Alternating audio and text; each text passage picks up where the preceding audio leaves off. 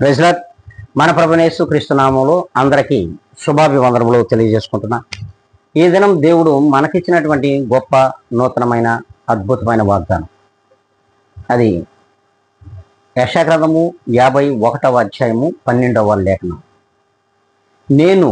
నేనే మిమ్మును ఓదార్చువాడను.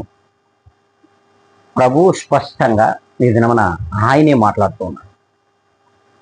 ఈ లోకములో దేవుడు తప్ప మనలను ఓదార్చు వారు ఎవ్వరూ లేరు. మన చివరి దినం వరకు కూడా ఆయన మనలను వెన్నంటి ఉండి ప్రతి విషయంలో ఓదారుస్తూ మనల్ని నడిపిస్తూ ఉంటాడు ఆయన.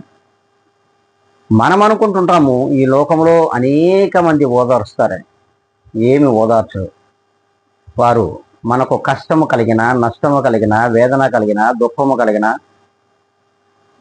సకలమైనటువంటి శ్రమల విధానంలో కూడా అప్పటికప్పుడు ఓదార్చి వారి పనులలో వారు మునిగిపోతారు. కానీ దేవుడు అలా కాదు. చివరి వరకంటూ మనతో ఉంటూ ఆయన మనకంటూ మన ప్రతి అడుగులో కూడా మన జీవన ప్రయాణంలో ఓదారుస్తూ మన వెన్నంటి ఉండి నడుస్తున్న వాడు ప్రభువైన యేసుక్రీస్తు వారని ఈ దినముండైనా నువ్వు గ్రహించగలిగితే తలలో ఉంచుకోండి, ప్రార్థన చేసుకుందాం.